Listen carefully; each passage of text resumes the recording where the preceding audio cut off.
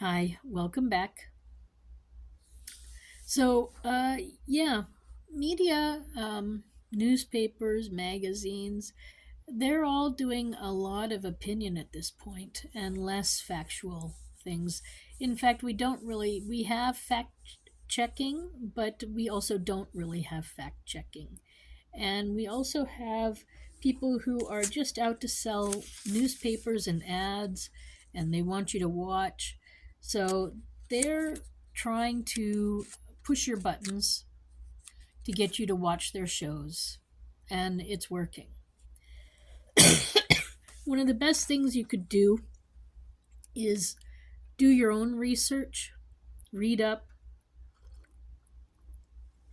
make your own opinion about things. Shut off your TVs and shut off the news.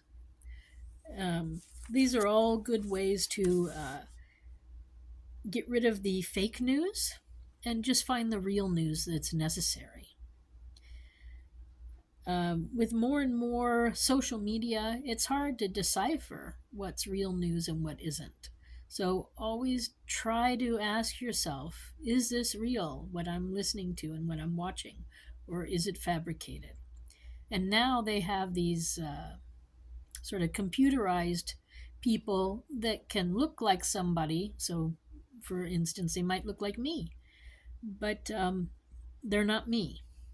And you might be confused, and they might tell you things that aren't true. So, we've gone with electronic media and artificial intelligence in a direction that I don't think we're ready for.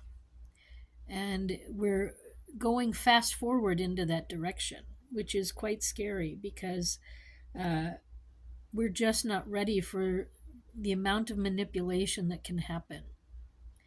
So just always use your head. Try to keep asking yourself, could this really be real? And then you might have your own answer. So just be weary, because freedom of speech means freedom to lie. It means freedom to pick and choose what you want to say, and it's up to you, the listener, if you believe it or not. So just be aware.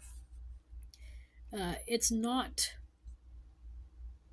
a truthful environment that we're living in right now, and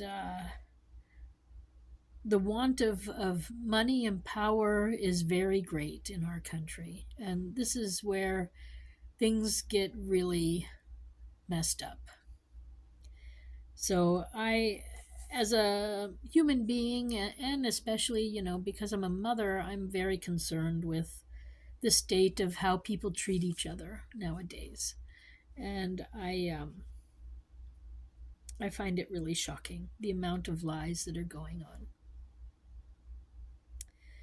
But the press has that right, and even your neighbor has that right. Everybody can lie, cheat, and basically steal right in front of our faces. And sadly, we can't do a lot about it. This is the sad part of freedom of speech. You know, it's difficult to prove things. And, yeah. So it's up to you. I think the best thing that I can say is that if you live your life with integrity, then keep doing that. You won't ever be wrong. And if you don't right now live with integrity, then maybe start, because you will always be in the right. It's always the right thing to do the right thing, to say the right thing, to treat people the right way.